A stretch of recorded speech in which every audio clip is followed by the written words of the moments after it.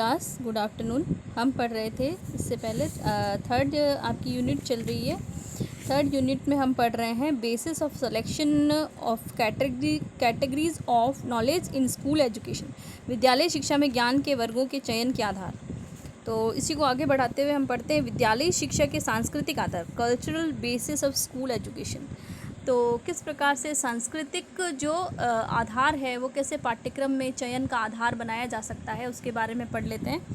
तो विद्यालय शिक्षा का स्वरूप सामाजिक सांस्कृतिक आधार ही निश्चित होता है तथा जब विद्यालयी शिक्षा अपनी संस्कृति एवं सभ्यता से पृथक होती जाती है तब विद्यालय, विद्यार्थी एवं शिक्षक तीनों का स्वरूप विकृत हो जाता है तथा समाज एवं राष्ट्र की अपेक्षाएं शिक्षा से पूर्ण नहीं हो पाती हैं। अच्छी शिक्षा व्यवस्था के लिए यह आवश्यक है कि ज्ञान के विविध वर्गों के रूप में सांस्कृतिक वर्ग का चयन सर्वश्रेष्ठ रूप में किया जाए।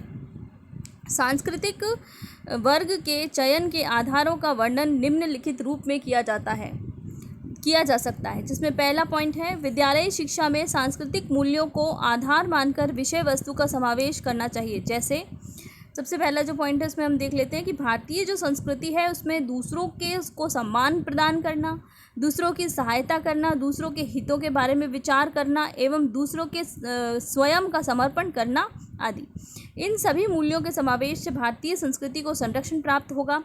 विद्यालयी शिक्षा में सांस्कृतिक मूल्यों के साथ साथ सांस्कृतिक विश्वासों का भी समावेश किया जाना चाहिए।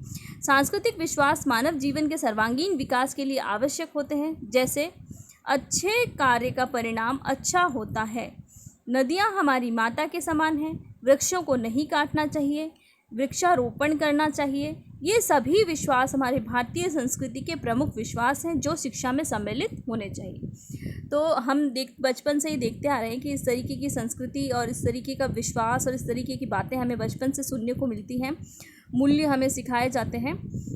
उसके अलावा तीसरा जो पॉइंट है उसमें देखिए विद्यालयी शिक्षा में उन सांस्कृतिक परंपराओं को सम्मिलित करना चाहिए जो कि स्वस्थ एवं समाज उपयोगी हैं।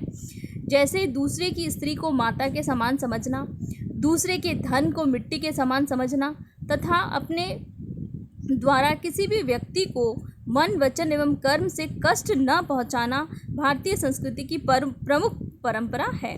इसके साथ साथ रूढ़िवादी परंपराओं के उन्मूलन की जागरूकता भी उत्पन्न करनी चाहिए। फिर है चौथा पॉइंट, विद्यालयी शिक्षा में संस्कृति का प्रयोगात्मक रूप सम्मिलित किया जाना चाहिए। सिद्धांत के अलावा, जैसे सिद्धांतों को तो हम पढ़ा ही रहे हैं पाठ्यक्रम में, इसके अलावा प्रयोगात्मक रूप भी उसका होना चाहिए जिसमें विविध प्रकार के सांस्कृतिक कार्यक्रमों